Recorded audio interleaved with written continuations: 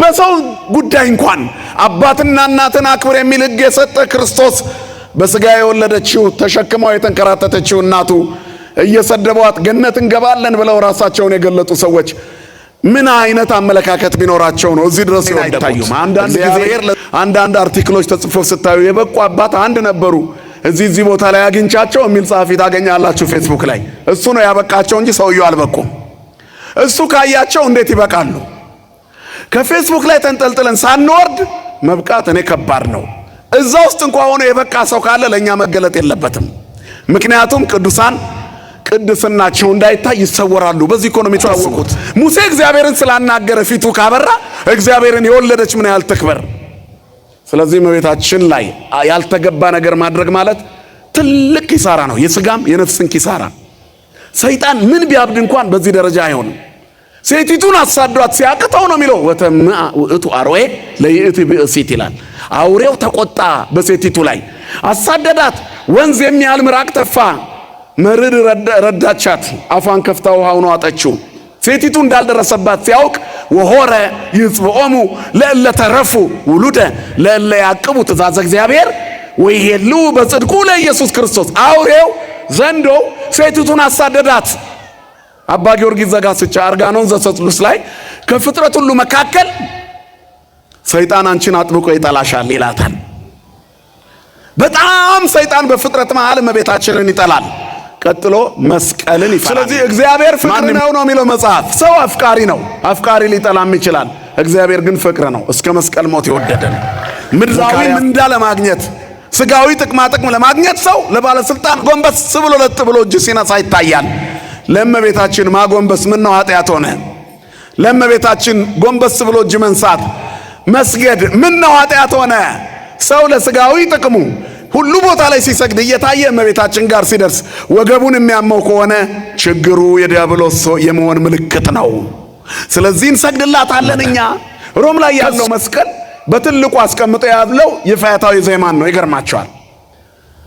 እዚያ ሮም ላይ የክርስቶስ መስቀል ቆርጠው ጨርሰውት መስቀል ውስጥ እጹን በትንሹ አስቀምጠውት ነው ሄዶ የሚታየው። በአይኔ ስላየሁት ቦታው ላይ እንደውም ከጎን ያለው የጌታ መስሎኝ ነበር። ሄጄ ስጠይቃቸው እሱ የፈያታዊ ዜማን ነው። የፈያታዊ ዜማ ለምልክት ተቀምጧል። የጌታን ግን ለበረከት ሲካፈሉት ቆይተው መጨረሻ ላይ የቀረችዋን መስታወት ውስጥ አድርገው ቁርጥራጭ አስቀርተዋል። እኛስ ግሸን በኮንክሪት ተቀምጦ የሄደ ሁሉ እየታሳለመው በረከት ያገኝበታል። ክብርና ምስጋናበት በእመቤታችንና በመስቀሉ ነው። እመቤታችን የአምላክ እናት ናት። እናከብራታለን፣ እንወዳታለን። ትውልዱ ማይፈልጋት ከሆነ ለኛ ይተወልን። ስዕሏን መቅደድ አያስፈልግም፣ ምራቅ መጥፋት አያስፈልግም። አያገኛትማ። ዘንዶው ሴቲቱን ሲያጣት ከዘሯ የቀሩትን ሊዋጋ በባህር አሸዋ መካከል ቆመ ነው። አሁንም የዘንዶው ልጆች ሰሞኑን ከሰሩት የበለጠ ይሰራሉ። እግዚአብሔር ግን ታምሩን አያቋርጥም፣ መስራት ይችላል። ራሱን ማዳን አቅቶታል ስዕሉ ይላሉ። ደግሞ የነዛ የዘንዶው ቤተሰቦች መጀመሪያ የሚልኩ የጨለማው አሰራር አለ። አንዷን ሂጂና ትፊ ይሏታል። ከዚያም በኋላ ኦርቶዶክሶች ሲቆጡ ግን በጣም እናዝናለን፣ በቃ ስዕላችሁ ራሱን አያድንም ይላሉ። እንዲህ ከሆነ ክርስቶስ በአይሁድ ጥፊ ሲመታ ራሱን ማዳን አቅቶት ነው። ውዳሴ ማርያም ያላነሳ ማን አለ? ከዚህ በኋላ ምጽአት እንደደረሰ እናውቃለን እኮ። ይህ መድረስ ምልክት እኮ ነው። ራሳቸውን ከክርስቶስ እኩያ ያደረጉ ሰዎች አሉ እኮ። አያችሁ፣ የሚለብሱትን ሹራብ እንኳን መግዛት ያቃታች ገዝተው የሚለብሱ ወይንም ማጠብ ካላጠቡት ጠረናቸውን የሚቀይርባቸው ሰዎች እኔ ከጌታ በልጣለሁ ሲሉ ታያላችሁ እኮ በማህበራዊ ሚዲያ ላይ። አሁን ያለው የቲክቶክ ፎርማት የማያሳየው ነገር የለም። አጫጭር መሆኑ ብዙ እብዶች እንድናይ አድርጎናል። እንደ እግዚአብሔር ፈቃድ የምንማማረው የትምህርታችን ርዕስ ሁለቱ ፍጡራን የሚል ነው። ክሌቱ ፍጡራን የዮሐንስ ወንጌል ምዕራፍ 19 ቁጥር 25 ላይ በምናገኘው ታሪክ ውስጥ ሁለቱን ፍጡራን በዓለም መዳን ምክንያት የሆኑትን በዚያ ስር እናገኛቸዋለን። የምንኖርበት ዘመን የአዲስ ኪዳን ዘመን ነው። ብሉይ ያለፈበት፣ ሐዲስ የተገለጠበት፣ ሞት የተሻረበት፣ ሕይወት የነገሰበት፣ የከበረበት፣ ቅድስና የነገሰበት፣ ምስጋናችን ወደ ሰማይ የሚያርግበት፣ ጸሎት የሚሰማበት። የቀደመው ዘመን የሰው ልጅ ኃይሉ የደከመ ጸሎቱ የማይሰማ ደካማ ፍጥረት ነበረ። ድካምን በራሱ ፍላጎት ሰው ወደ ራሱ አመጣው። የሰው ልጅ እግዚአብሔር በሰጠው ስልጣን ልቡ የፈቀደውን የማድረግ መብት አለው። ነገር ግን መሻት ሁሌ እግዚአብሔር ስላልሆነ ሲመርጥ የተሻለውን ሲያደርግ እግዚአብሔር ከጎኑ ይሆናል። ኃጢአትም ጽድቅም እንድንሰራ መብታችን ነው። ነገር ግን በሰራነው ስራ ደሞዝ መቀበል ግዴታችን ነው። አያችሁ፣ መፈተን መብት ነው። መፈተን መብት ነው። ውጤት ግን ግዴታ ነው። ፈተናው ላይ እንኳን ባትገኙ ኢንኮምፕሊት አልተገኘም ተብሎ ባዶ ትሆናላችሁ። በሕይወታችን ውስጥ ብዙ ፈተናዎች አሳልፈናል። ያለፈውን ዓመት እንደ መጽሐፍ ገልጠን ብናየው 366 ዘመነ ማቴዎስ 365 ዘመነ ማቴዎስ የሆኑ ቀናት እግዚአብሔር ለኛ የሰጠልን የሕይወታችን መጽሐፍ ነበር። የአንድ ዓመት መጽሐፍ እና ሲገለጥ ሁሉ ተጽፎበት ነበር። ያልተገኘንባቸው ጊዜዎች ነበሩ። ስመ እግዚአብሔር ያልጠራንባቸው፣ በግፍ የተመላለስንባቸው፣ ዘረኝነትን በውስጣችን ያሰረጽንባቸው፣ ክፋትና ተንኮል፣ እርግማንና ስርቆት፣ ጭፍን ብሔርተኝነትና ጭካኔ የተላበስንባቸው የተሞነጫጨሩ የቆሸሹ ለእግዚአብሔር የማይነበቡ ብዙ ወረቀቶች የሕይወት ገጾቻችን አልፈዋል። ያለፈው ዘመን ይበቃል ብለን በአዲስ ተፈጥሮ እንድንቆም እግዚአብሔር ሁላችንንም ይርዳን። ስለዚህ ሰው ያ ሁሉ ተሰጥቶት እያበላሸ መጥቷል። ዛሬም እዚህ የደረስነው እግዚአብሔር ፈቅዶልን እንጂ እኛ ንጹሐን ሆነን አይደለም። እንዲህ እግዚአብሔር በንጽህና ዕድሜ ሰጥቶ የሚያቆይ ቢሆን እስከ ዛሬ እነ ቅዱስ ጳውሎስ በቆዩ እና አቡነ ተክለ ሃይማኖት በቆዩ እነ ቀዳሜ ሰማዕት እስጢፋኖስ ዛሬም በኖሩ፣ ግን በጊዜው ይወስዳቸውና እንደሱን የሚተኩ ሌሎች ቅዱሳን ያፈራል። ስለዚህ የማትነጥፈዋ ቤተ ክርስቲያን ማኅፀነ ለምለም የሆነች ተዋህዶ ሌሎች እስጢፋኖሶችን እያፈራች ከእስጢፋኖስ በኋላ በድንጋይ ያልተወገረ ማን አለ? ከእስጢፋኖስ በኋላ መከራ ያልተቀበለ ማን አለ? ከተክለ ሃይማኖት በኋላ ስንት መነኮሳት ወጡ። ከገብረ መንፈስ ቅዱስ በኋላ ብዙ ግዑሳን ስውራን ቅዱሳን አባቶቻችን በየገዳማቱ አሉ። ክብርና ምስጋና ለአምላካችን ለእግዚአብሔር ይሁን። ስለዚህ እግዚአብሔር አገልጋዮችን ይተካል፣ ቅዱሳንን ይተካል። እነዛን አሳልፎ አይደለም ከፊት አስቀድሞ እንድንከተላቸው ያሳየናል። ቅዱሳንን መምሰል ክርስቶስን መምሰል ነውና፣ ስለዚህ በሕይወት ጉዞ ውስጥ እግዚአብሔርን ለመምሰል እንደመጓዝ ያለ መንፈሳዊ ቅድስና መስመር የለም። የምንኖርበት ዘመን አማራጭ የሌለው ትክክለኛ አቅጣጫ ቢታይ የመስቀሉ መንገድ ነው፣ ወይንም የክርስትናው መንገድ ነው። ዓለም ተበላሽታለች፣ ተሸንፋለች። በተሸነፈችና በተበላሸች ዓለም ውስጥ ተቀላቅለን ለመኖር ካሰብን ክርፋቷን፣ ሽንፈቷን አብረን እንጎነጫለን። ከታች ሆነን ወድቀን ነው የልባችንን ወይንም የውሸታችንን የምኞታችንን የምንጮኸው። ስለዚህ ክርስቲያን በሕይወት ውስጥ የሚኖርበትን የሚመስለውን እንዲኖር የተጻፈለት ነው። የተጻፈልንን እንድንኖር የተመዘገበልንን መንገድ እንድንሄድ በቅዱሳን አሰረ ጽድቅ እንድንጓዝ የአዲስ ኪዳን መንገድ ጥርት ብሎ መስቀሉን አሳይቶናል። ዓለም ተሸንፋለች። ለጊዜው ብልጭልጭ ነገር ታሳያለች እንጂ በዓለም ላይ እስከ መጨረሻ ያማረበት ሰው የለም። ጊዜ ሰጥቶን በጥቂቱ ዕድሜያችን እንኳን ስንቱን ሲወድቅ አይተነዋል። ስለዚህ እስከ ጊዜዋ ነው ዓለም አዘናግታ የምትይዘው። ስለዚህ ትልቁ ነገር እግዚአብሔርን ተደግፎ መጓዝ ነው። ክርስቲያኖች ዘመኑ መንገድ ሁሉ አሳች ነው። ለመሳት 1 ሚሊዮን መንገዶች አሉ። ለመዳን ግን አንድ መንገድ ብቻ ነው፣ እሱም ክርስቶስ ነው። አነ ውእቱ ፍኖተ ጽድቅ ወሕይወት፣ እኔ መንገድና እውነት ሕይወት ነኝ። አያችሁ፣ መንገድ ነው ክርስቶስ፣ ሕይወት ነው፣ እውነት ነው። እውነትም መንገድም ሕይወትም እሱ የድንግል ልጅ መድኃኔዓለም ነው። ክብርና ምስጋና ለስሙ ይሁን። መንገዱ እኔ ነኝ አለን። ሰይጣን አንዱን መንገድ ሚሊየን አድርጎ ሊያሳያችሁ ይችላል እያብለጨለጨ። በዚህ በኩል የትዳር መፍታት መንገድ፣ የዝሙት መንገድ፣ የዘረኝነት መንገድ፣ የጊዜያዊ ስልጣን መንገድ፣ የገንዘብ ማግበስበስ መንገድ፣ የጭካኔ መንገድ፣ ደም የማፍሰስ መንገድ፣ በዚህ ሁሉ ከብሮና ጎልቶ የመታየት ምልክት ያሳያል። ለጊዜው ነው፣ ለጊዜው በአመፅና በግፍ ሥራ መንፈሳቸው የተበላሸችባቸው ሰዎች ለጊዜው ነው ለምለመው የሚታዩት። ርኢክዎ ለኃጥእ አብየ ወተለዓለ ከመ አርዘ ሊባኖስ፣ ኃጢአተኛን እንደ ሊባኖስ ዛፍ እንደ ዝግባ ከፍ ከፍ ብሎ አየሁት። ወሶበ እገብእ ኃጣይክዎ፣ መለስ ስል አጣሁት። ሐሰስኩ ወኢረከብኩ መካኖ ይላል። እንደው ብፈልገው እንኳን የት ሄደ ብዬ ብጠይቅ የለም። ስንት ግፈኞች አየን እንኳን በዚህ ጥቂት ዓመት ውስጥ ሲያስጨፈጭፉ ሲያስገድሉ የነበሩ ሰዎች። እነዚህ ሰዎች ከፍ ብለው አንችላቸውም ብለን የፈራናቸው ሰዎች ጢስ እንደሚበን ድንገት በነኑ። እግዚአብሔር ሳይናገር ይሰራል። ክብርና ምስጋና ለስሙ ይሁን። ስለዚህ እግዚአብሔርን እንደመከተል ያለ ትልቅ በረከት የለም። እናም የምንኖርበት የአዲስ ኪዳን ዘመን እጅግ የተመቸ ቅድስና የበዛበት የመሆኑን ያክል ቅድስናው ፈተና በሰው ጸጉር ልክ ፈተና የበዛበት ነው። እስመ በብዙ ጻማ ወድካም አለወን እንባ ውስተ መንግሥተ እግዚአብሔር ነው። ወደ እግዚአብሔር መንግሥት በብዙ ድካም መግባት አለን። ቀድመን ስንፈጠር ለጥፋት የዳረገን ሰይጣን በክርስቶስ ከዳንን በኋላ እንኳን ደግመን ተሰብረን እንድንቀር ድጋሚ የሚውጠውን ፈልጎ እንደሚያገሳ አንበሳ በዙሪያችሁ ይሰፍራል። ስለዚህ በመጠን ኑሩ፣ ንቁ ይላል። ትልቅ ንቃት ያስፈልጋል። አዲስ ኪዳን ታዲያ ይሄ አሁን ነቅተን እንድንኖርበት አምነን መንግሥተ ሰማያት እንድንገባበት የተገለጠልን የአዲስ ኪዳን ሕይወት በሁለት ፍጡራን በኩል ለዓለም ድህነትን ሰጠ። የመጀመሪያዋ ፍጥረት እማይከላ አንስት መርጦ በብስራተ መልአክ ካለ ወንድ ዘር እግዚአብሔርን ትወልጂዋለሽ ተብላ የተመረጠች ምድራዊት ነገር ግን በምድር ላይ ያለች ዳግሚት ሰማይ የተባለች ድንግል ማርያም እናታችን ናት። ስሟ ለዘላለም የተመሰገነ ይሁን። ከሷ የተወለደው መድኃኒት እግዚአብሔር ከዚያ የተሰቀለበት ሁለተኛው ፍጥረት መስቀለ ክርስቶስ ወይንም ዕፀ መስቀል ይባላል። መዝሙረኛው ዳዊት ስለዚህ ነገር ሲነግረን በዱር ውስጥ አገኘነው ይላል። ተዘከሮ እግዚአብሔር ለዳዊት ወለኩሉ የዋሃቱ፣ አቤቱ የዳዊትን ገርነቱን የዋህነቱን ሁሉ አስብ። በከመ መሐለ ለእግዚአብሔር ወበጻ ለአምላከ ያዕቆብ፣ ለያዕቆብ አምላክ እንደተሳለ ለእግዚአብሔርም እንደማለ ወደ አልጋዬ ወደ መኝታዬ አልገባም፣ ለዓይኖቼም እንቅልፍን ለሽፋሽፍቶቼም መከደንን አልፈቅድም፣ ወደ ቤቴ ጣራ ስር አልገባም፣ እይበው ውስጥ አራተ ቤቴ ወደ ቤቴ መኝታም አልገባም፣ ለእንቅልፌም ለቀራንብቴ እንቅልፍ መተኛትን አልፈቅድለትም አለ። እስከ ረክም መካኖ ለእግዚአብሔር የእግዚአብሔርን ማደሪያ አገኝ ዘንድ ከገነት ተባሮ የሚንከራተተው አዳም ወደ ቤቱ እንዲመለስ እግዚአብሔር በምድር ላይ ማደሪያ ይፈልግ ነበርና፣ ስለዚህ እግዚአብሔርን ማደሪያ እስከማገኝ ድረስ አልገባም አለ።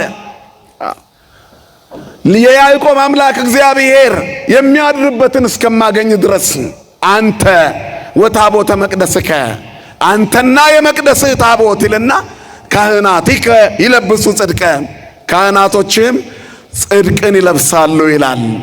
እግዚአብሔርን በክብሩ ሲጠራው በመቅደሱ ታቦት በተገለጠበት።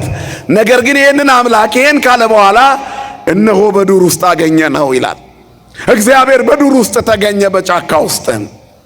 የመጀመሪያው ዱር ክርስቶስ የተወለደባት ቤተልሔም ናት። አንቺ ቤተልሔም ሆይ ከይሁዳ ነገሥታት ከቶ አታንሽም። ወገኖቼ እስራኤልን የሚጠብቃቸው ንጉሥ ካንቺ ይወለዳል ተብሎ ተነግሯል። ወአንቲኒ ቤተልሔም ምድረ ኤፍራታ ኢትቴሃቲ እምነገሥተ ይሁዳ። አንቺ ቤተልሔም ሆይ የኤፍራታ ምድር ሆይ ከይሁዳ ነገሥታት ከቶ አታንሽም። ኢትቴሃቲ እምነገሥተ ይሁዳ እስመ እምኔኪ ይወፅእ ንጉሥ ዘይርእዮሙ ለሕዝበየ እስራኤል። ከዚህ በኋላ እስራኤል ዘሥጋ ብቻ አይደሉም። እስራኤል ዘነፍስ የሚባለው በአንዱ በልጁ የሚያምነው ዓለም ሁሉ የሚጠበቅበት እረኛው ክርስቶስ በጉ የሚወለድበት ምድር አንቺ ትሆኛለሽ። ጡጣና ዝንጀሮ የሚዘልብሽ ጫካ ሆነሽ አትቀሪም፣ ክርስቶስ ካንቺ ይወለድብሻል የተባለችው ጫካ ቤተልሔም ጫካ ነች። በታሪክ መዛግብት ውስጥ ለእንግዶች ማደሪያ ስፍራ አልተገኘም የሚል አሳዛኝ መዝገብ ተመዝግቦ ታገኛላችሁ። የነፍሳችን እረኛ ክርስቶስ ወደ ዓለም ሲመጣ ዓለም አልተቀበለውም። ለሰው ሁሉ የሚያበረው እውነተኛው ብርሃን ወደ ዓለም ይመጣ ነበር፣ ዓለም ግን አልተቀበለውም ይለናል ዮሐንስ ወንጌል። ብርሃነ ጽድቅ ዚያበር ለኩሉ ሰብ ዘይመጽእ ውስተ ዓለም። ለሰው ሁሉ የሚያበረው እውነተኛው ብርሃን ወደ ዓለም ይመጣ ነበር፣ ጨለማ የማያሸንፈው ብርሃን። ጨለማውን ሊገላልጥ፣ ሐዘን ትካዜን ሊያስወግድ፣ የደከመ ጉልበትን በፍቅር ሊያድስ፣ በሞቱ ሕይወትን በመታረዙ ጸጋ ልብስን ሊሰጠን እግዚአብሔር ወደ ዓለም ሲመጣ ዓለም አልተቀበለውም። ዓለም ታሟል፣ ሐኪሙ ሲመጣ እምቢ አለ። ዓለም ሞቷል፣ የሚያስነሳው ሕይወት የሆነው ክርስቶስ ሲመጣለት እምቢ አለ። ጨለማው ዓለም ክርስቶስን አልተቀበለውም ይለናል መጽሐፍ። ስለዚህ ለእንግዶች ማደሪያ ስፍራ አልነበረምና ጫካ ውስጥ ሄደው በግርግም በዋሻ ውስጥ በዚያ ተወለደ። ሁለተኛው በዱር ውስጥ አገኘ ነው ተብሎ የሚገለጥለት ሁለተኛው ፍጥረት ከጫካዎች መካከል የእጽዋት ንጉሥ ተብሎ የሚጠራው ክርስቶስ እጆቹን ዘርግቶ የዋለበት መስቀለ ክርስቶስ ነው። ክብርና ምስጋና ለስሙ ይሁን አምላካችን እግዚአብሔር። ስለዚህ ሁለቱ ፍጡራን ይባላሉ እነዚህ። የዮሐንስ ወንጌል ምዕራፍ 19 ቁጥር 25 ላይ ወይቀውማ ሀበ መስቀሉ ይላል እሙ ለኢየሱስ። የዮሐንስ ወንጌል ምዕራፍ 19 ቁጥር 25 ላይ ነው።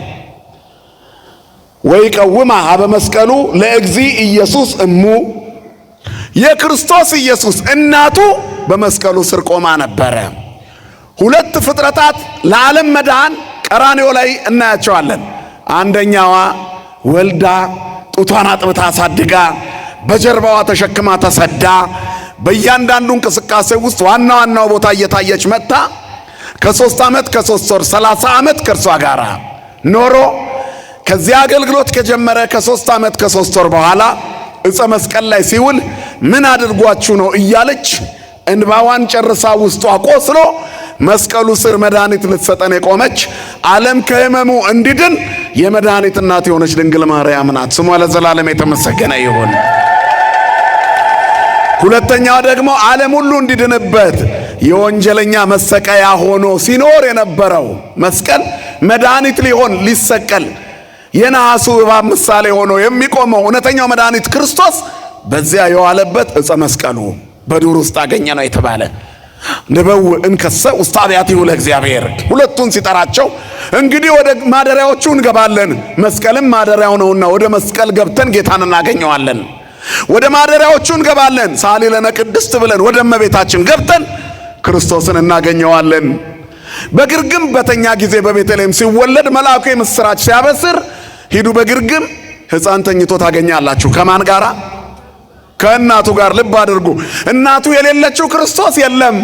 የክርስቶስን እናት ተቃውሞ ክርስቶስን እወዳለሁ እናትህን አልወዳትም የሚል ትውልድ መጥቷል። ለሥጋ የተመቻቸ ለብሽሽቅ የተዘጋጀ ለዲያብሎስ የሰመረ ሕይወት ለመኖር የተዘጋጀ ነው። የመስቀል ጠላት የመሆን ምልክቱ የክርስቶስን እናት እየሰደቡ በስሙ መነገድ ነው። ምንስ ቢሆን እናቱ ተሰድባበት ደስ የሚለው ልጅ ካለ ጤነኛ ልጅ ሊሆን ይችላል እንዴ?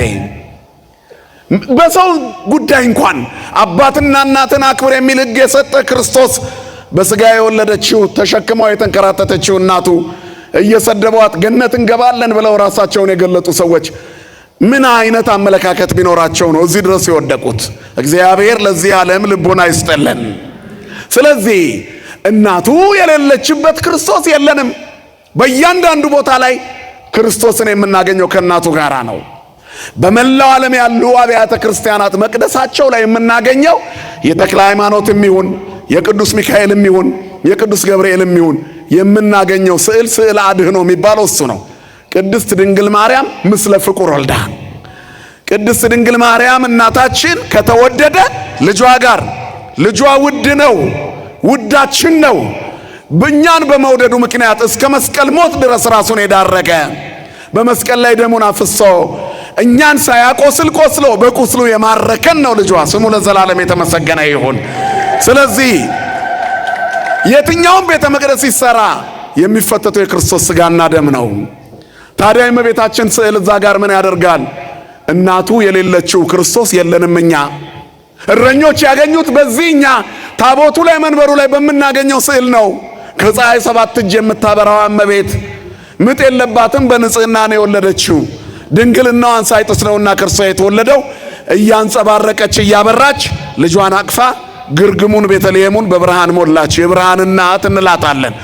እመብርሃን እሙ ለፀሐየ ጽድቅ፣ ፀሐየ ጽድቅ አርያማዊ ዘበንጽ መራዊ ብሎ አባ ጊዮርጊስ የመሰከረለት በአርያም ያለ ፀሐይ የንጽህና ሙሽራ ክርስቶስ የተባለው እርሱ የወጣው ሙጽአ ፀሐይ በሆነች በእመቤታችን ምስራቀ ምስራቃት የምንላት የምስራቆች ሁሉ ምስራቅ የፀሐይ መውጫ አማናዊ ፀሐይ የማይጠልቀው ፀሐይ ክርስቶስ የወጣባት ዳግሚት ሰማይ ድንግል ማርያም እሷ ናት። ስሟ ለዘላለም የተመሰገነ ይሁን። ስለዚህ እነዚህን ሁለት ፍጡራን መጋፋት ክርስቶስን መጋፋት ነው። ክርስቶስ ኢየሱስ ደቀ መዛሙርቱ ምንድነው ያላቸው? ዘኪያክሙ ተወክፈ ኪያ የተወክፈ እናንተን የሚቀበል እኔን ይቀበላል፣ እኔን የሚቀበል ደግሞ የላከኝን ይቀበላል። ማንም በደቀ መዝሙሩ የስም ቀዝቃዛ ውሃ ቢያጠጣ የደቀ መዝሙሩን ዋጋ ያገኛል ይላል። እንግዲህ ለክርስቶስ ልዩ የሆኑ ምርጦችን እነሱን የተቀበላቸው የነሱን ዋጋ ካገኘ ድንግል ማርያምን መቀበልና ማክበር ምን ያህል እንደሚገባ አስቡ። እግዚአብሔር ቅዱሳኑ እንዲነኩበት አይፈልግም። በድፍረትና በትዕቢት አሌሎን ለከናፍሮ ጎሎት ይላል። በድፍረትና በትዕቢት በቅዱሳን ላይ የሚናገር አፍ ወዮለት ነው የሚለው መጽሐፍ። አመፃን የሚናገር ከንፈር፣ ክፉ ቃላትን የሚናገር ወዮለት ነው የሚለው። በአንድ ወቅት ሙሴ ኢትዮጵያዊቱን አገባ ይላል። በበረሃ በመንገድ ላይ ሳሉ አሮንና ማርያም እህተ ሙሴ ማርያም ማለት ነው የኦሪቷ ሁለቱ እህቱና ወንድሙ ናቸው። አጉረመረሙበት። ለምን ኢትዮጵያዊት ያገባል ብለው። ማን ነው ሙሴ? ሙሴ እንደኛ ሰው አይደለም ወይ? እንዴት ይሄን ያደርጋል አሉ። ተናግረው ሳይጨርሱ የእግዚአብሔር ድምፅ መጣ። በመካከላችሁ ነብይ ቢኖር እኔ በራእይ ይገለጥለታለሁ፣ ሙሴ ግን እንደናንተ አይደለም፣ የእግዚአብሔርን ፊት ያያል ብሎ ሁለቱንም ቀጣቸው ይላል። ክብርና ምስጋና ለስሙ ይሁን። እግዚአብሔር ለቅዱሳኑ ቀናይ ነው። ሙሴን አስቡትና ከዛ ስለ እመቤታችን እንናገራለን። ክርስቶስ እግዚአብሔር በሙሴ ገጽ ላይ የተመሰገነ አምላክ ነው። በደብረ ሲና በተቀደሰው ተራራ ላይ 40 ቀን ሙሉ ወነበቦን ከእግዚአብሔር ጋር ሲነጋገር ቆይቶ ነበረ። ሙሴ ታቦቱን ከተቀበለ በኋላ ጽላቱን አስገብቶ በዚያች በደብተራ ኦሪት በኦሪቷ ድንኳን ውስጥ ከእግዚአብሔር ጋር እየተነጋገረ ይወጣ ነበር። ሙሴ እግዚአብሔርን አነጋግሮ ሲወጣ የፊቱ ቁርበት ያንጸባርቅ ነበር። ስለዚህ እስራኤላውያን ተገልበብ ለነ ሙሴ ይሉት ነበር። ሙሴ ሆይ ፊትን ሸፍንልን አንተን ማየት። እግዚአብሔርን ስላናገረ ማየት አቃተው። የበቁ ቅዱሳን በምን ይታወቃሉ ከተባለ ባለመታወቅ። በምን እንለያቸዋለን? ባለማየት። ከዓይናችን ይሰወሩብናል። ሰዎች እየበቁ ሲመጡ በስጋ ዓይን አይታዩም። አንዳንድ ጊዜ አንዳንድ አርቲክሎች ተጽፎ ስታዩ የበቁ አባት አንድ ነበሩ እዚህ ቦታ ላይ አግኝቻቸው የሚል ጻፊ ታገኛላችሁ ፌስቡክ ላይ። እሱ ነው ያበቃቸው እንጂ ሰውየው አልበቁም። እሱ ካያቸው እንዴት ይበቃሉ? ከፌስቡክ ላይ ተንጠልጥለን ሳንወርድ መብቃት እኔ ከባድ ነው። እዛ ውስጥ እንኳን ሆኖ የበቃ ሰው ካለ ለኛ መገለጥ የለበትም። ምክንያቱም ቅዱሳን ቅድስናቸው እንዳይታይ ይሰወራሉ። በዚህ እኮ ነው የሚታወቁት። ስለዚህ ትዕቢት የእግዚአብሔርን ፊት እንዳናይ ይከለክለናል። ትሑታን ደግሞ እግዚአብሔርን ፊት ያሉ። ሙሴ ትሑት ነበርና ለወገኖቹ ተቆርቋሪ አዳጌ በቀል ነበርና ሙሴ ደግና ትሑት ሰው ስለነበር እግዚአብሔርን ፊት ያያል። የእግዚአብሔርን ፊት የአምላኩን ፊት ያያል ሙሴ። ከዛ ሲወርድ ሙሴ ፊቱ እንደ ፀሐይ አንጸባረቀ። ተሸፈንልን አሉት። ሙሴ እግዚአብሔርን ያየበት መንገድ ስላናገረው ነው። ቀጥታ እግዚአብሔርን ፊት ያየ ማንም ሰው የለም ይላል መጽሐፍ። ያንን ሙሴ ፊቱ አንጸባርቆበት ስላናገረው ፊቱ አንጸባርቆ ለሕዝብ መታየት እስኪሳነው የሙሴን ፊት ያበራ እግዚአብሔር ከእመቤታችን ተወልዷል። ያንን እግዚአብሔር እመቤታችን 9 ወር ከ5 ቀን በማኅፀኗ ይዘዋለች። ጡቷን አጥብታዋለች። አልቅሶ እሽሩሩ ብለዋለች። በጀርባዋ አዝላ የግብፅን በረሃ አቋርጣ ተሰዳለች። ወርኃ ጽጌ አሁን መስከረም 25 ይገባል። ያድርሰን መድኃኔዓለም ለሱ ስደቷን የምናስብበት። ስለዚህ እመቤታችን ምን ያህል ትክበር እንግዲህ አስቡት። ዝም ብላችሁ አስቡት። ሙሴ እግዚአብሔርን ስላናገረ ፊቱ ካበራ እግዚአብሔርን የወለደች ምን ያህል ትክበር። ስለዚህ እመቤታችን ላይ ያልተገባ ነገር ማድረግ ማለት ትልቅ ኪሳራ ነው። የሥጋም የነፍስን ኪሳራ። ሰይጣን ምን ቢያብድ እንኳን በዚህ ደረጃ አይሆንም። ሴቲቱን አሳዷት ሲያቅተው ነው የሚለው ወተምአ ውእቱ አርዌ ለይእቲ ብእሲት ይላል። አውሬው ተቆጣ በሴቲቱ ላይ አሳደዳት። ወንዝ የሚያህል ምራቅ ተፋ። መርድ ረዳቻት። አፏን ከፍታ ውሃውን ዋጠችው። ሴቲቱ እንዳልደረሰባት ሲያውቅ ወሆረ ይጽብኦሙ ለእለ ተረፉ ውሉደ ለእለ ያቅቡ ትእዛዘ እግዚአብሔር ወይሄሉ በጽድቁ ለኢየሱስ ክርስቶስ። አውሬው ዘንዶው ሴቲቱን አሳደዳት። አባ ጊዮርጊስ ዘጋስጫ አርጋኖን ዘሰጥሉስ ላይ ከፍጥረት ሁሉ መካከል ሰይጣን አንቺን አጥብቆ ይጠላሻል ይላታል። በጣም ሰይጣን በፍጥረት መሃል እመቤታችንን ይጠላል። ቀጥሎ መስቀልን ይፈራል። ማን ይመስገን? ምእመናን እግዚአብሔር ይመስገን። ድንግል ማርያምንና መስቀልን የሰጠን አምላክ ማስፈራሪያዎቻችን ናቸው። የድንግል ማርያምን ስም ስንጠራ ብን ብሎ ይጠፋል። ስናማትብበት ሰይጣን ይጠፋል። የተሸነፈባቸው ሁለቱ ፍጡራን እነዚህ ናቸው። እግዚአብሔር በእነዚህ በኩል መጣ። በእመቤታችን ማኅፀን በኩል በሥጋ ተገለጠ። በመስቀል በኩል ደግሞ ለዓለም ራሱን በሞት ገልጦ ፍጡራንን በሙሉ አዳነ። ክብርና ምስጋና ለስሙ ይሁን የአባቶቻችን አምላክ። ስለዚህ እመቤታችንን የሚያክል የለም። የአቢ ክብራ ለማርያምም ኩሎሙ ቅዱሳን እስመ ድልዎ ኮኖት ለተወክፎ ቃለ አብ። አባ ኤፍሬም ሶርያዊ በውዳሴ ማርያም ከቅዱሳን ክብር የማርያም ክብር ይበልጣል፣ የአብን ቃል ለመቀበል የተገባች ሆናለችና ይእቲ ተአቢ እምኪሩቤል ወትፈደፍድ እምሱራፌል ይላል። ይቺ ከኪሩቤልና ከሱራፌል ከሰው ብቻ አይደለም ረቂቃን ከሆኑ መላእክት ትበልጣለች። እስመ ኮነት ታቦተ ለአሐዱ ዘእምቅድስት ሥላሴ ከሦስቱ አካል ለአንዱ አካል ማደሪያ ሆናለች።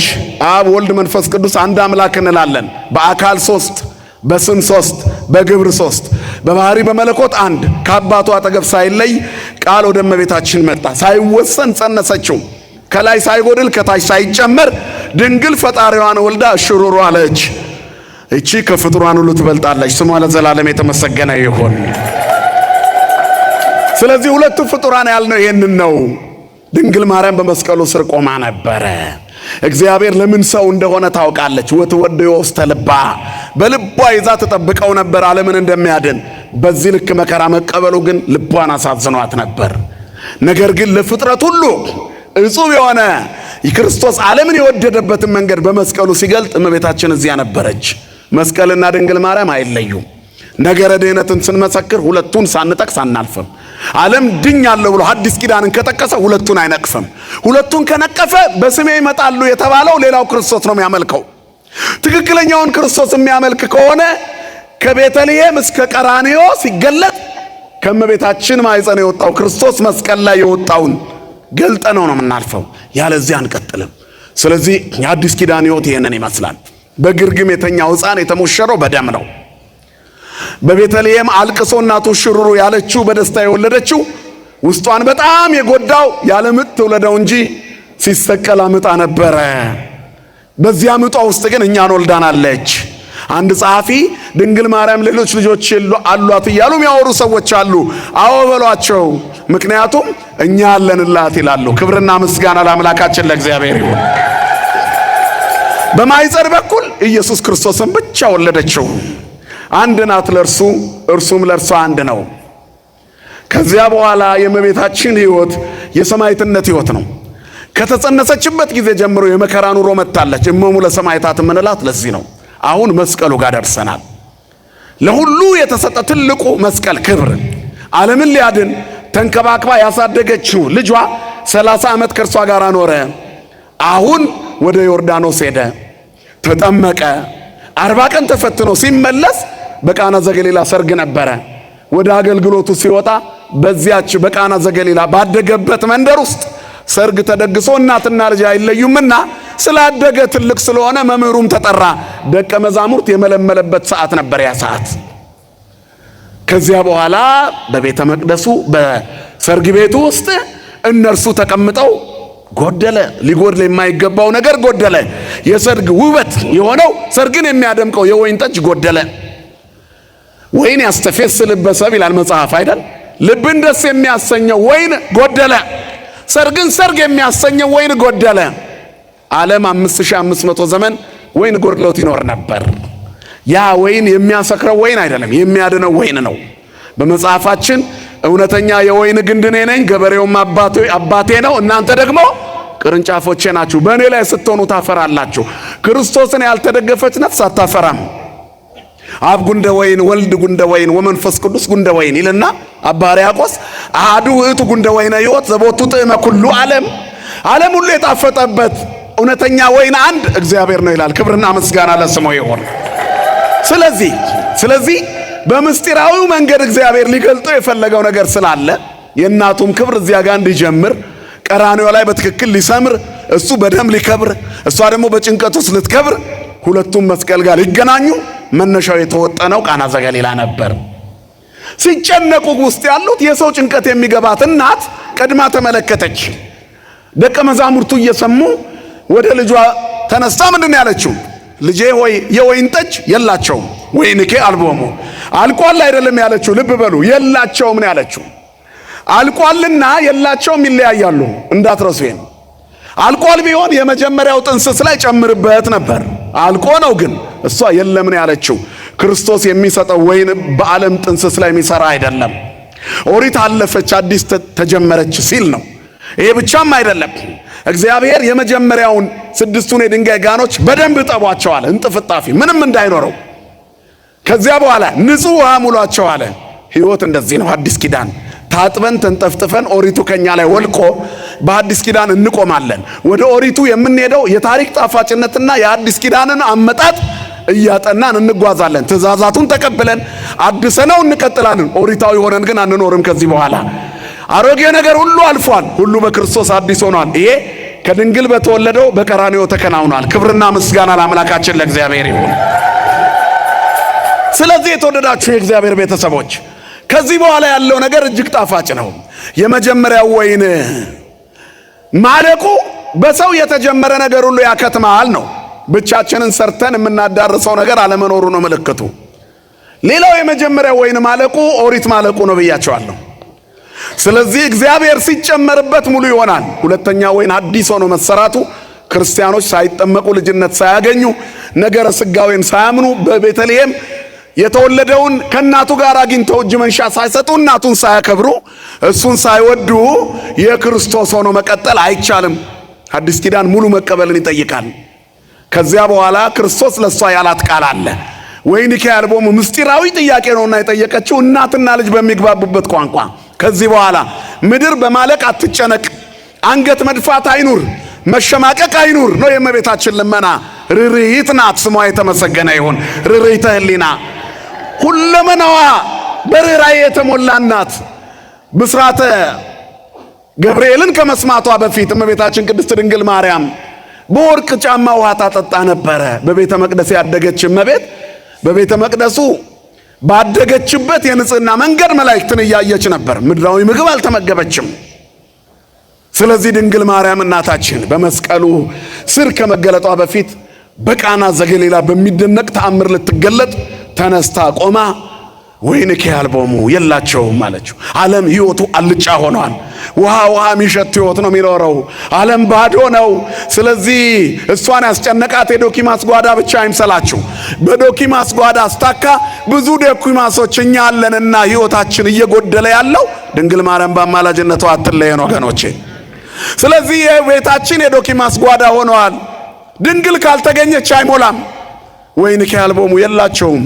ጓዳ ላይ አስተናጋጆቹ በሩን ዘግተው ምን እንደሚሰጡ ግራ ገብቷቸው፣ አሳላፊውም ተጨንቆ፣ አሳላፊው ሊቀ ምርፋቁም ተጨንቆ እጃቸውን አጣምረው ግራ ገብቷቸው በራቸውን ዘግተዋል። ሄዳ ጠራቻቸው። ምን ብሏት? ምንት በመስሌኪ ኦ ብእሲቶ አዲ ይበጻ ጊዜ። አንቺ ሴት አላት፣ ካንቺ ጋር ምን አለኝ? ጊዜ ገና አልደረሰም። ካንቺ ጋር ምን አለኝ? የቃናውን የሚያስታውስ ጊዜ ቀራንዮ ላይ ይገለጣል። እናቴ ሆይ አንቺ ሴት የሚለው ቃል ከባድ ነው። ለምን እናቴ ሆይ አላላትም? የኛም እናት ሊያደርጋት እያዘጋጃት ነው። አንቺ ሴት የሚለው ቃል የዕብራውያን አነጋገር ነው። ሁለተኛው የክብር ጥሪ ነው። በክብር ነው የጠራት።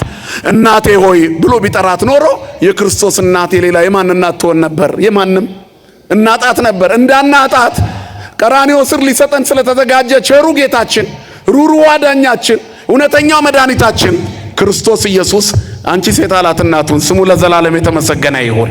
አንቺ ሴት አላት፣ ካንቺ ጋር ምን አለኝ? አሁንም ልጅሽ ነኝ ነው መልእክቱ። ያዘዝሽኝን ላላደርግ ምን አለኝ? ጊዜ ግን ገና አልደረሰም ማለት እኔ የተወለድኩት ዓለምን ለማዳን ነው። መልአክ እንደነገረሽ እግዚአብሔር አምላክም የዳዊት የአባቱን ዙፋን ይሰጠዋል፣ ዓለምን ያድናል፣ በዳዊት ዙፋን ለዘላለም ይነግሳል። ካንቺ የሚወለደው ከሦስቱ ቅዱስ አንዱ ቅዱስ ነው እያለ ነግሯታል። ከስጋሽ ስጋ ከነፍስሽ ነፍስ ነስቶ እግዚአብሔር ካንቺ ሰው ይሆናል ተብላለች። ታውቃለች። እሷ ስለምታውቅ ለደቀ መዛሙርቱም እዛ ላሉትም እንዲያውቁ ነው የተናገረችው። ከዚያ በኋላ ይህን ካላት በኋላ ስለገባት ጊዜው ገና ነው። እኔ እውነተኛ ወይን ሆኜ የሚያልቅ ወይን አሁን ሰጣቸዋለሁ፣ የማያልቅ ወይን ግን የምሆንበት ጊዜ ገና ነው ሲላት ነው። ያ ሲሆን በመስቀል ስከብር አንቺን በጭንቀት ትከብሪያለሽ፣ ዕፀ መስቀሉም የኔ ደም ፈሶበት ይከብራል። ሁለቱ ፍጡራን ሊከብሩ እዚያ ቀራንዮ ላይ ሊገለጥ ቃል ኪዳኑ ቃና ዘገሊላ ተጀመረ። የተናገረውን የማያስቀር እግዚአብሔር በዚያ ጊዜ 6ቱን የድንጋይ ጋኖች ውሃ ሙሉ ብሎ በዝምታ ብቻ የዚያን ሰርግ ቤት ታሪክ ቀየረ። ክብርና ምስጋና ለስሙ ይሁን። እግዚአብሔር የሁላችንንም ታሪክ ይቀይርልን ወገኖቼ። ሰዓታችን እያለቀ ስለሆነ ቶሎ ቶሎ ልናገር። ከዚህ በኋላ ወደ ቀራንዮ ይወስደናል። ቀራንዮ ስንደርስ የምናገኘው ትልቅ ክብር መስቀሉ ነው። እርጥቡን መስቀል ተሸክሞ የቀራንዮን ኮረብታ ሲወጣ ድንግል ማርያም ከ14ቱ ምዕራፍ ላይ አንደኛው ምዕራፍ ላይ ታገኘዋለች። የተናገርኩሽ ሁሉ ሊሆን ሰዓቱ ቀርቧል ነው ሚላት። ለሃ ማርያም የሚባለው የቤተክርስቲያናችን በሰሙነ ሕማማት የሚነበበው የእመቤታችን ለቅሶ በጣም ልብ የሚነካ ነው። በእያንዳንዱ ቃላት ውስጥ የሚደንቅ ምስጢር እናገኛለን። በመጨረሻ መስቀሉ ላይ ከወጣ በኋላ በምድር መካከል ሊሞትለት የመጣውን ሕዝብና ሊያድን ሲመጣ የመረጣትን እመቤት ተመለከተ፣ ዮሐንስንና እመቤታችንን። ከዚያ በኋላ ነዋ ወልድኪ ኦ ብእሲቶ፣ አንቺ ሴት ልጅሽ እነሆ አላት። የቃናውን ያስታውሳል። ቀራንዮ ላይ ልንወጣ ስንል የምናገኘው ትልቁ ምስጢር ቀራንዮ ስር ቆመን ይሄ ምስጢር ነው። አንቺ ሴት እነሆ ልጅሽ፣ ለሱስ ነያ እምከ እነዋት እናትህ አለው። ከዚያ ጊዜ ጀምሮ ይላል እመቤታችን ቅድስት ድንግል ማርያምን ያ ዮሐንስ ወደ ቤቱ ወሰዳት። ቤት አለው እንደ ዮሐንስ? ባህታዊ እኮ ነው፣ መናኝ እኮ ነው፣ የሚኖረው ከሐዋርያት ጋራ ነው። ወዴት ይወስዳታል? ግን ከዮሐንስ ዘንድ ቆየች። ስሟ ለዘላለም የተመሰገነ ይሁን፣ የአምላካችን እናት ድንግል ማርያም። ስለዚህ በመስቀሉ ስር ለፍጥረት ሁሉ እናት ትሆን ዘንድ ድንግል ማርያምን ሰጠን። ለዚህ ነው ዛ መስተብቁ ዘመስቀል ላይ ለእሉ ክሌቱ ፍጡራን ስባተ ፈጣሪ ይደለወሙ፣ የእግዚአብሔር ምስጋና ይገባቸዋል። የእግዚአብሔር ምስጋና የፈጣሪ ምስጋና ማለት ፈጣሪ የሰጣቸው መከበርና ምስጋና ይገባቸዋል ነው። ፍጡራን ብሎ ፈጣሪ ማድረግ አይቻልም። ከፈጣሪ እኩል ያደረገችው ፍጡር ቤተ ክርስቲያን የላትም። የአማርኛው አገላለጥ ስለሚከብድ ነው እንጂ ትክክለኛ ቋንቋ ፍጡራን ካለ በኋላ ፈጣሪ አያደርግም። ዓለም የሚያነሳው ጥያቄ ይሄ ነው። መስቀል ላይ የዋለው መድኃኒት ግን ለሁላችን የተሰጠ ልዩ ስጦታ ነው። ድንግል ከመስቀሉ ግርጌ ሆና የኛ እናት ስትሆን እሱ ደሙ እየፈሰሰበት የኛ መድኃኒት ነበር።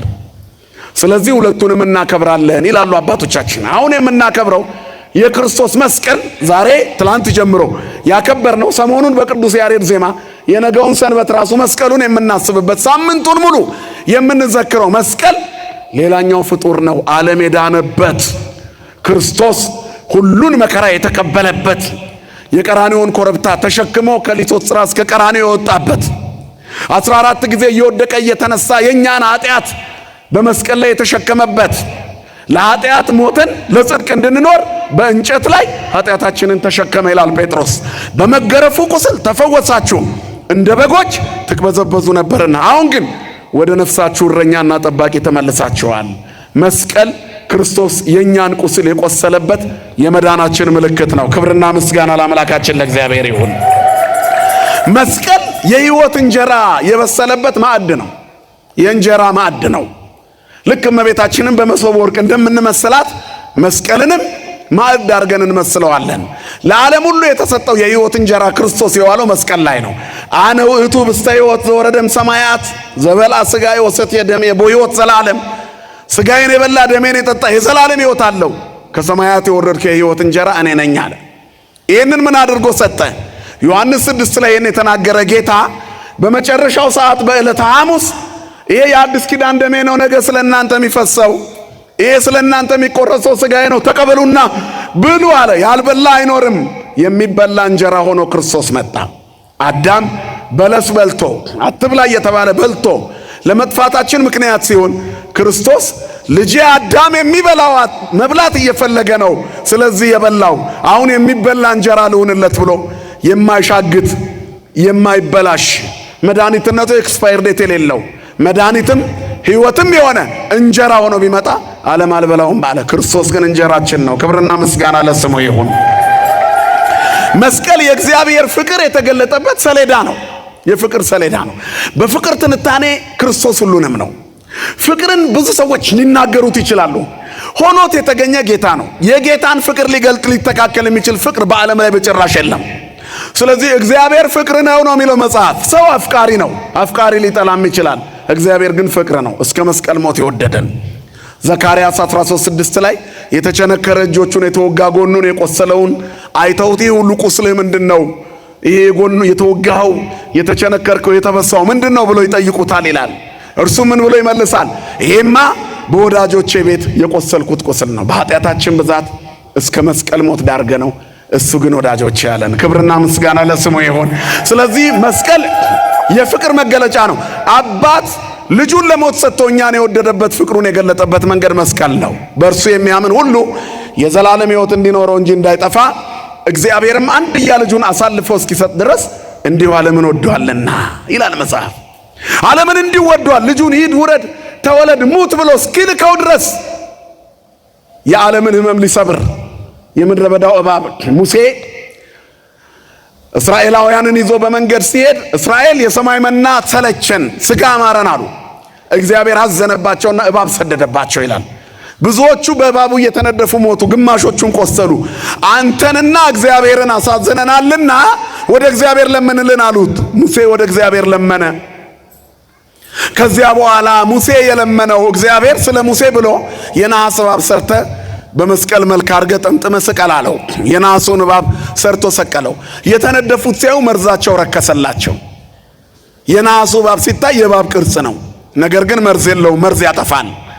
የነሐሱ እባብ ምሳሌ ክርስቶስ ወንጀለኛ የሚሰቀልበት መስቀል ላይ ሲታይ ወንጀለኛ ይመስላል ከሩቅ፣ ሲጠጉት ግን መድኃኒት ነው። ክብርና ምስጋና ለስሙ ይሁን። ንጹሕ ባህሪ ነውና በዚህ ምክንያት ነው አርዌ ብርት ይዘው ጳጳሳት ሲይዘው ስታዩ ምሳሌው ክርስቶስ ነው። እንደ ወንጀለኛ ተቆጥሮ እንደ መርዘኛ ተቆጥሮ ነገር ግን መድኃኒት ሆኖ የተገኘው መስቀል ላይ እርሱ ብቻ ነው። ብዙዎች በመስቀል ተሰቅለዋል። እሱ የተሰቀለ ቀን እንኳን በግራና በቀኝ 2 መስቀሎች ነበሩ። ከዛ በፊት ብዙ መስቀሎች ነበሩ።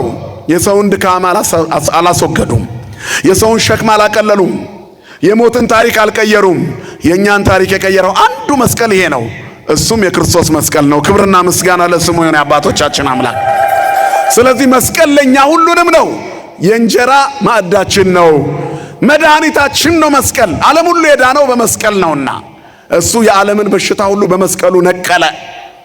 ስለዚህ የነሐሱ እባብ የእስራኤላውያንን ሕመም እንደሰበረ የዓለም ሕመም ወንጀለኛ በሚመስለው ንጹሕ ባህሪ ጥፋት ያጠፋ በሚመስለው ሞትን በሚያጠፋው በክርስቶስ ሞት በመስቀል ድነናል። ስለዚህ እኛ እንዲህ እንላለን፣ በመስቀል እንመካለን፣ ድነንበታል። ክብርና ምስጋና ለአምላካችን ለእግዚአብሔር ይሁን። ሁለቱ ፍጡራን እነዚህ ናቸው በዓለም መዳን ውስጥ ዋናውን ሚና የሚጫወቱ። ስለዚህ ለክርስቶስና ለመስቀል እንሰግዳለን። በዚህ መስቀል ሐዋርያት ተአምራት ሰርተዋል። ካህናት አሁንም ተአምራት ይሰራሉ። ጠዋት ጠዋት ጸበል ቦታ ብትሄዱ መስቀል ያረፈበት አጋንንት ያደረበት ሰው ሲንፈራፈር እዚህ ወዲያው ካህን መስቀል ይዞ መጥቶ ሲያስነካው መረጋጋት ይጀምራል። የማን መስቀል ስለሆነ? የክርስቶስ። ክብርና ምስጋና ለአምላካችን ለእግዚአብሔር ይሁን። መስቀል መጽናኛችን ነው፣ እንጽናናለን። በመስቀል ተዳብሰን እንድናለን። ቅድስት ቤተ ክርስቲያን መስቀልን የማትይዝበት ምንም ቦታ የለም። ከፓትርያርኳ ጀምሮ እስከ ምዕመናኖቿ መስቀል አላቸው። ፓትርያርኳ በስልጣን፣ ካህናቶቿ በስልጣን፣ ጳጳሳቷ በስልጣን የቤተ ክርስቲያን ሲይዙ፣ ምዕመናኖቿ ደግሞ በእምነት ይይዛሉ። እናም ችግር ሲመጣ ያማትባሉ፣ ሸክማቸውን ያራግፉበታል፣ ድካማቸውን ያርቁበታል፣ ፍርሃት ያስወግዱበታል፣ አጋንንትን ድል ያደርጉበታል። በበትረ ዝንቱ መስቀል ሐዋርያቲሁ ለዘሞተ እንዘ ይገብሩ መንክራተ ሰደዱ አጋንንተ ወሰበሩ ጣዖታተ ይላል። በዚህ በትር በመስቀሉ በዕፀ መስቀል ላይ የተሰቀለው ጌታ የሞተው የእርሱ ሐዋርያት ተአምራት አድርገውበታል። አጋንንትን አሳደዱበት፣ ተአምራት ሰሩበት፣ ጣዖታትን ሰባበሩበት። መስቀል የዓለምን ጣዖት የሚሰብር የጣዖትን ሐሳብ የሚንድ ስጋዊ ሐሳብን የሚያስወግድ መንፈሳዊ ሐሳብን የሚያሳይ ሰቂለ ሕሊና ሰቂለ ልቡና የሚሰጥ ሰማይን እንድናይ የሚያደርገን ጠላትን ድል የምንነሳበት ኃይላችን ነው። ክብርና ምስጋና ለአምላካችን ይሁን። ስለዚህ አለ ወበእንተዝ አዘዙ መምህራነ ቅዱስ ወንጌል፣ የቅዱስ ወንጌል መምህራን አምሳለ ፈጣሪ ልዑል የልዑል እግዚአብሔር ምሳሌዎች ንስግር ለመስቀል ወለማርያም ድንግል፣ ለመስቀልና ለመቤታችን እንድንሰግድ አዘዙን፣ እጅ እንድንነሳ። ለማርያም እሰዘን ሰግድላቲ ለማርያምማ እንሰግድላታለን። እስመነሳ ስጋ እምስጋ እግዚአብሔር ፈጣሪያ እግዚአብሔር ፈጣሪዋ ከሷ ከስጋዋ ስጋ ከነፍሷ ነፍስ ነስቷልና እንሰግድላታለን። ወረከብነኔ መድኃኒተ እምኔሃ ከሷ መድኃኒት አግኝተናልና። ስለዚህ የመድኃኒት ቤታችን ሆይ የመድኃኒታችን እናት ሆይ የእግዚአብሔራችን እናት ሆይ የአምላካችን እናት ሆይ ፍጡር ሆነሽ ፈጣሪን ለማቀፍ የበቃሽ ፍጡር ሆነሽ ፈጣሪን በማይጸንሽ የከተምሽ ፍጡር ሆነሽ ፈጣሪን ጡት ያጠባሽ ፍጡር ሆነሽ ፈጣሪሽን ያዘልሽ ድንግል ማርያም ሆይ እናከብርሻለን፣ እንሰግድልሻለን። ስሟ ለዘላለም የተመሰገነ ይሁን። የአምላካችን እናት ምድራዊ ምንዳ ለማግኘት ስጋዊ ጥቅማ ጥቅም ለማግኘት ሰው ለባለስልጣን ጎንበስ ብሎ ለጥ ብሎ እጅ ሲነሳ ይታያል። ለእመቤታችን ማጎንበስ ምን ነው ኃጢአት ሆነ? ለእመቤታችን ጎንበስ ብሎ እጅ መንሳት መስገድ ምን ነው ኃጢአት ሆነ? ሰው ለስጋዊ ጥቅሙ ሁሉ ቦታ ላይ ሲሰግድ እየታየ እመቤታችን ጋር ሲደርስ ወገቡን የሚያመው ከሆነ ችግሩ የዲያብሎስ የመሆን ምልክት ነው።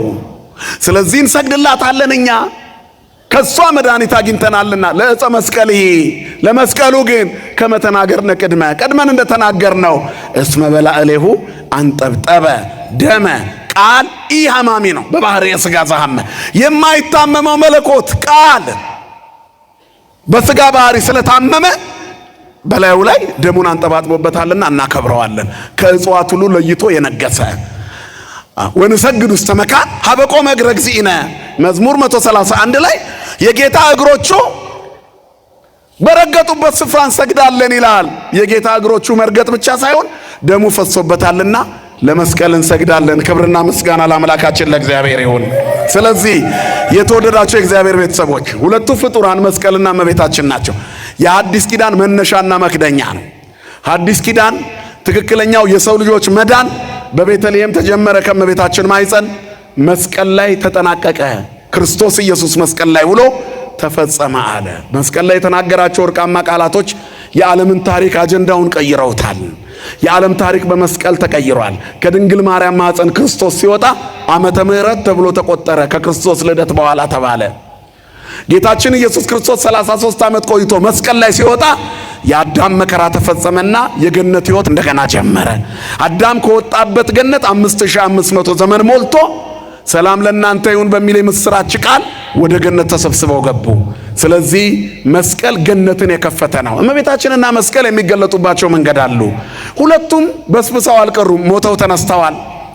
እመቤታችን ሞታለች፣ ነገር ግን ተነስታለች፣ አርጋለች። ስሟ ለዘላለም የተመሰገነ ይሁን።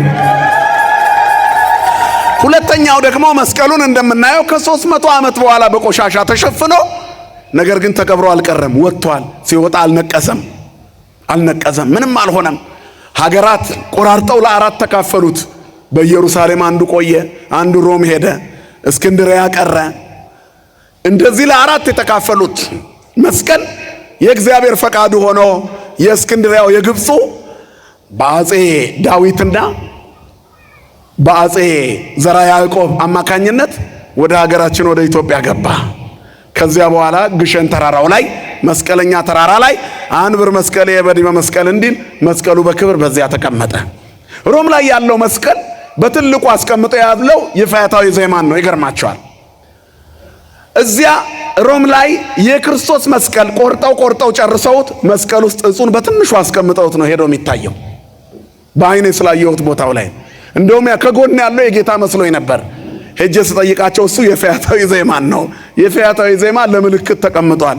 የጌታን ግን ለበረከት ሲካፈሉት ቆይተው መጨረሻ ላይ የቀረችዋን መስታወት ውስጥ አድርገው ቁርጥራጭ አስቀርተዋል። እኛስ ግሸን በኮንክሪት ተቀምጦ የሄደ ሁሉ እየታሳለመው በረከት ያገኝበታል። ክብርና ምስጋና ለአምላካችን ለእግዚአብሔር ይሁን። ስለዚህ ሁለቱም ተቀብረው አልቀሩም፣ ተነስተዋል ነው። ሁለቱም የዓለምን ጭንቀት ያቀለሉ ናቸው። ማርያም ሐዘነ ልቦና ታቀልል የምንለው ቀላል አይምሰላችሁ። ናዛዚትነ እምሐዘን ወኃይለ ውርዙትነ እምርሳን ዶኪማስ ጓዳ የተጀመረው የዓለም የመጽናናት ሕይወት ከድንግል ማርያም በተገለጠው ጌታ እስከ በሌለው ፍጻሜ በሌለው ለዘላለም ይቀጥላል። አጽናኛችን መድኃኒት የክርስቶስ ልጅ የድንግል ማርያም ልጅ ነው። ክብርና ምስጋና ለስሙ ይሁን። ስለ መስቀል ደግሞ ቅዱስ ያሬድ ይነግረናል። ዝንቱ መስቀል በአማን እጹበ ያቀለል፣ መስቀል ጭንቀት ያቀላል። ዛሬም ስናማትብ ጭንቀታችን ይቀላል፣ ህመማችን ከኛ ይወገዳል፣ ሐዘን ትካዜያችን ይርቃል። ሕይወታችን ጨለማና መራራ ተስፋ መቁረጥና ማዘን ሲበዛበት እናማትብ። ስናማትብ ይወገዳል። የጭንቀት ጌታ የሆነው ሰይጣን፣ የጭንቀት ባለቤት፣ የክፋት ባለቤት፣ የተንኮል ባለቤት የሆነው ሰይጣን ስናማትብ ከኛ ብን ይላል። ሲርቅ ጭንቀቱም አብሮ ይርቃል። ለእግዚአብሔር የሚሳነው ነገር የለም ይለናል መስቀሉ። ምክንያቱም በመስቀሉ ላይ የዓለም ታሪክ ቀራንዮ ላይ ተፈጽሟል። የመከራ ታሪኩ አዲስ የሕይወት ታሪኩ በመስቀል ተጀምሯል። ይሄ ሁሉ ሲሆን ለዳነው ትውልድ እናት እንድትሆን ድንግል ማርያም ተመርጣለች። ክብርና ምስጋና ለአምላካችን ለእግዚአብሔር ይሁን። ስለዚህ የተወደዳቸው የእግዚአብሔር ቤተሰቦች እኛ ኦርቶዶክሳውያን ደካሞች እንደሆነን እናውቃለን። ለብቻችን አንችልምና ያዳነንን ክርስቶስ ጌትነቱን ሳናጓድል ክርስቶስ ጌታ ብቻ ሳይሆን የጌቶች ጌታ ነው ብለን እናምናለን። ነገር ግን በቤተልሔም ሲወለድ የወለደችው እናት ብፅዕት ናት እንላለን፣ ድንግል ናት እንላለን፣ ንዕድ ክብርት ናት እንላለን፣ እናመሰግናታለን። በመስቀሉ እንመካለን። የዋለበት መስቀል ደሙን አፍሶበታልና ከአጋንንት እንርቅበታለን፣ ሰይጣንን እናሳድድበታለን፣ ከሕመማችን ተዳብሰን እንፈወስበታለን። ገነት የምንገባው በዚህ ነው። ድንግል ማርያም ማለት መንግሥተ ሰማያት መርታ የምታስገባ ማለት ነው አይደል? ስለዚህ መንግሥተ ሰማያት በእርሷ ተከፍተዋል። በእንተ ሔዋን ተአጽወ ኆኅተ ገነት ወበእንተ ማርያም ድንግል ተርኅወ ለነ ዳግመ ከፈለነ ንብላ ምፀ ሕይወት ይለዋል። ስለ ሔዋን የገነት ደጅ ተዘግቶ ነበር፣ ስለ እመቤታችን ተከፈተ። ሔዋን ከበለስ ግርጌ ቆማ እየቋመጠች የዲያብሎስን ስብከት ሰምታ ቀጥፋ በላች። ድንግል ማርያምስ ከመስቀል ግርጌ ቆማ ከዚያ ከታላቁ በበለስ አንጻር በበለስ ምሳሌ የዋለው ዕፀ መስቀል ላይ ልጇን እያየችው የዓለም እናት እንድትሆን ተመረጠች በትህትና። ስሟ ለዘላለም የተመሰገነ ይሁን። መስቀሉ ደግሞ ገነትን ከፈተ። በመስቀሉ አርሃወ ገነተ እንላለን። በመስቀሉ ገነት ተከፍቷል። ስለዚህ ገነት የተከፈተበት ዓለም የዳነበት በእመቤታችንና በመስቀሉ ነው። እመቤታችን የአምላክ እናት ናት። እናከብራታለን፣ እንወዳታለን። ትውልዱ ማይፈልጋት ከሆነ ለኛ ይተወልን። ስዕሏን መቅደድ አያስፈልግም፣ ምራቅ መጥፋት አያስፈልግም። አያገኛትማ። ዘንዶው ሴቲቱን ሲያጣት ከዘሯ የቀሩትን ሊዋጋ በባህር አሸዋ መካከል ቆመ ነው። አሁንም የዘንዶው ልጆች ሰሞኑን ከሰሩት የበለጠ ይሰራሉ። እግዚአብሔር ግን ታምሩን አያቋርጥም፣ መስራት ይችላል። ራሱን ማዳን አቅቶታል ስዕሉ ይላሉ። ደግሞ የነዛ የዘንዶው ቤተሰቦች መጀመሪያ የሚልኩ የጨለማው አሰራር አለ። አንዷን ሂጂና ትፊ ይሏታል። ከዚያም በኋላ ኦርቶዶክሶች ሲቆጡ ግን በጣም እናዝናለን፣ በቃ ስዕላችሁ ራሱን አያድንም ይላሉ። እንዲህ ከሆነ ክርስቶስ በአይሁድ ጥፊ ሲመታ ራሱን ማዳን አቅቶት ነው? ሐዲስ ኪዳን እናውቃለን ይላሉ። ነገር ግን ምክንያት አድርጎ የሚያቀርቡት ደካማና ይቡስ ነው፣ የደረቀ ነው። ሰው ይህን ያህል አይምሮው ሲደርቅ ያሳዝናል። ታቦተ ጽዮን እንዴ ሄዳ የተማረከችው በፍልስጤማውያን አቅም አንሷት ነው? የእግዚአብሔር ታቦት በእኛ ኃጢአት ምክንያት ብዙ ክፉ ነገርና ይሆናል። እግዚአብሔር ግን እንኳን ለራሱ ለዓለምም አያንስም። ዓለምን የፈጠረው እሱ ነው። ሎቱ ስብሐት፣ ክብር ለስሙ ይሁን። የኛ አምላክ እግዚአብሔር ማድረግ ተስኖት አይደለም። እግዚአብሔር ትዕግስተኛ አባት ነው። ሊያስተምረን የፈለገው መንገድ አለ። በዚህ ደግሞ የበለጠ እመቤታችን ትከብራለች። ከዚያ በኋላ ትውልዱ ተነሳ። ውዳሴ ማርያም ያላነሳ ማን አለ? ከዚህ በኋላ ምጽአት እንደደረሰ እናውቃለን እኮ። ይህ መድረስ ምልክት እኮ ነው። ራሳቸውን ከክርስቶስ እኩያ ያደረጉ ሰዎች አሉ እኮ። አያችሁ፣ የሚለብሱትን ሹራብ እንኳን መግዛት ያቃታች ገዝተው የሚለብሱ ወይንም ማጠብ ካላጠቡት ጠረናቸውን የሚቀይርባቸው ሰዎች እኔ ከጌታ በልጣለሁ ሲሉ ታያላችሁ እኮ በማህበራዊ ሚዲያ ላይ። አሁን ያለው የቲክቶክ ፎርማት የማያሳየው ነገር የለም። አጫጭር መሆኑ ብዙ እብዶች እንድናይ አድርጎናል። ስለዚህ ዓለም ሁሉ አብዷል። እኛ ግን የምንመካበት መስቀል አለን። ስለዚህ ነገረ መስቀሉ እበድ ውእቱ በኀበ ሕጉላን ይለዋል ቅዱስ ጳውሎስ። መስቀሉ ለሚጠፉት ሞኝነት ነው። ድንግል ማርያምም ለሚጠፉት ሞኝነት ናት። ክርስቶስም ለሚጠፉት ሞኝነት ነው። ለኛ ለምንድን ግን ኃይላችን፣ ክብራችን፣ ሞገሳችን ነው። ክብርና ምስጋና ለስሙ ይሁን። ስለዚህ እኛ በመስቀል እንመካለን፣ እንድንበታለን። በእመቤታችን እንመካለን፣ እናምናለን። በእርሷ ዓለም ድኗል። ብኪ ድህነ ዓለም ወበወልድኪ ኮነ ሰላም። ከሷ በተወለደው ዳነ ማለት ነው። ብኪ ድህነ ዓለም ማለት። ስለዚህ እንዲህ እንላለን፣ ላቲ ይደሉ ክብር ወስብሐት ወለወልዳ አምልኮ ወስግደት። ለሷ ክብርና ምስጋና ይገባል። ለወለደችውስ አምልኮና ስግደት ይገባዋል። ክብርና ምስጋና ለስሙ ይሁን። የእግዚአብሔር ቸርነት የድንግል ማርያም አማላጅነት አይለየን። ስብሐት ለእግዚአብሔር ኪያነ ዘፈጠረ ከመን አምልኮ። እናመልከው ዘንድ የፈጠረን የአባቶቻችን አምላክ ልዑል እግዚአብሔር ክብር ምስጋና ይድረሰው። ስብሐት ለማርያም እመ አምላክ እግዝእትነ ወመድኃኒትነ። የአምላካችን እናት ለሆነች ለእመቤታችን፣ የመድኃኒታችን እናት ለሆነች ለመዳናችን ምክንያት ለሆነች ለእመቤታችን ምስጋና ይድረሳት። ስብሐት ለመስቀለ ክርስቶስ ዕፀ መድኃኒት ኃይልነ ወፀወንነ። የቤተ ክርስቲያን እምነት ይሄ ነው። ለመስቀለ ክርስቶስ ምስጋና እናቀርባለን። ኃይላችን ዕፀ መድኃኒት የሆነው ዕፅ እርሱ ነው፣ የክርስቶስ ደም የፈሰሰበት። ስለዚህ እግዚአብሔር በቸርነቱ አይለየን። የመስቀሉ ባለቤት ክብሩን ከቤታችን አያጓድልብን። ለዓለም ልብ ይስጥልን። እኛን በሃይማኖታችን ያጽናን። ይቆየን። ስብሐት ለእግዚአብሔር።